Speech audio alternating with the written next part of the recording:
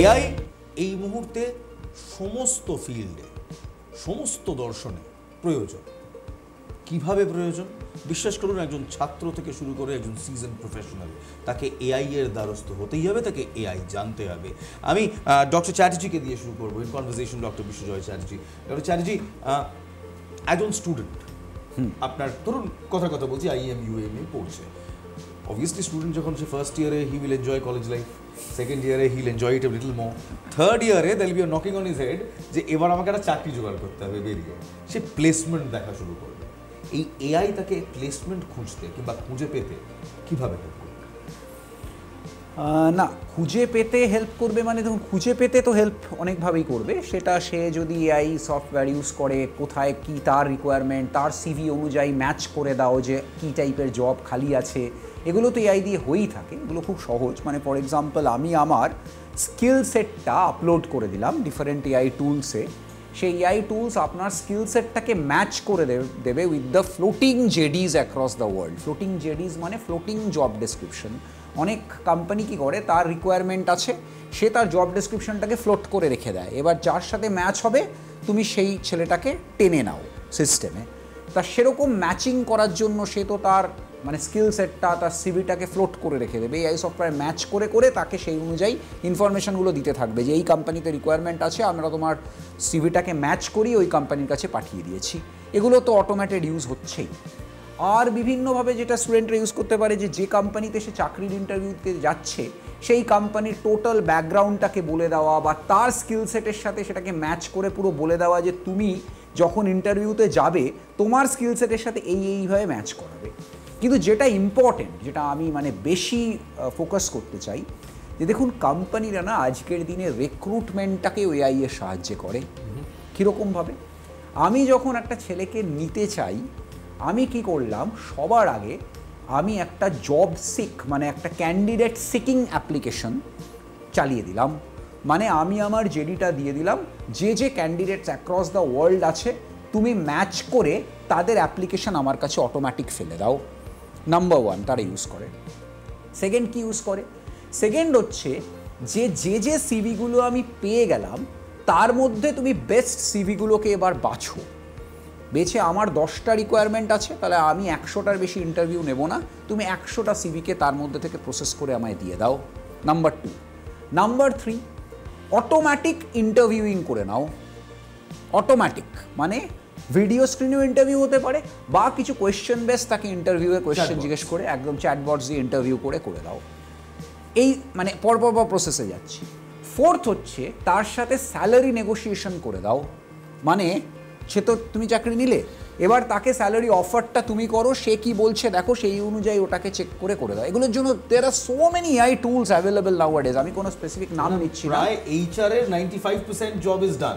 দেখুন, এইচআর একটা এমন জিনিস যেখানে এইচআর ইজ মানে AI has got a huge, মানে এআই এর সব থেকে বেশি হয়ে গেছে, তৈরি হয়ে গেছে কোন ফিল্ডে আপনি যদি জিজ্ঞেস করেন, এইচআর বেশ টপ লেভেলে পড়বে। I hope my HR is hearing. হ্যাঁ, এইচআর বেশ টপ লেভেলে পড়বে।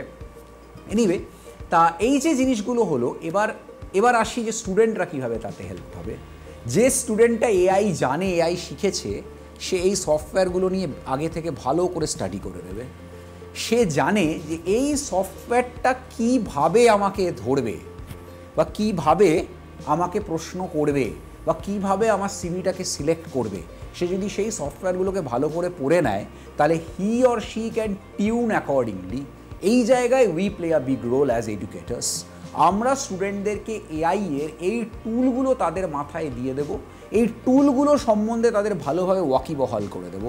বাকি স্টুডেন্টরা নিজেরাই করে নেবে। তারা যদি এই অ্যাপ্লিকেশন বানাতে জানে, তারা এই টুলগুলোকে স্টাডি করে সুন্দরভাবে নিজেদের মতো করে এই টুলগুলোকে পড়ে তাদের সিভিটাকে সেই অনুযায়ী তৈরি করা, বা তাদের আনসার্সগুলো সেই অনুযায়ী তৈরি করা, বা তার মানে সে যখন স্যালারি নেগোশিয়েট করবে কীভাবে করলে ওই এআইকেও সঠিক পথে ওর দিকে নিয়ে আসতে পারে সেটাও জানতে পারেন। আফটার অল এআই কিন্তু, ব্যাপারটা বুঝুন, এআই কিন্তু মানে হিউম্যান ইন্টেলিজেন্সের সাথে কম্পিট করতে পারে না।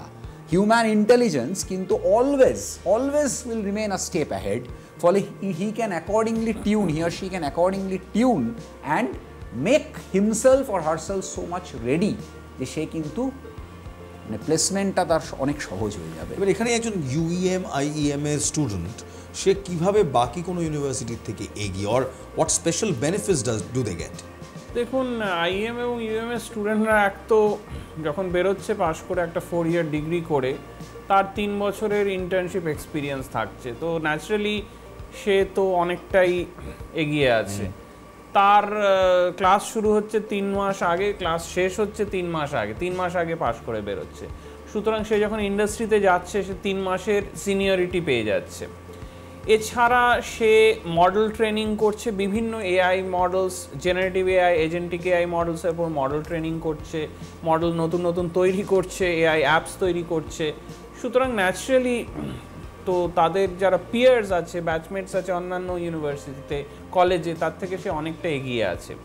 এছাড়া ধরুন তার অন্তত 20 থেকে 30টা ইন্ডাস্ট্রি সার্টিফিকেশন থাকবে ফ্রম গুগল, অ্যামাজন, AWS, বিভিন্ন জায়গা, IBM, SAP সব থাকবে।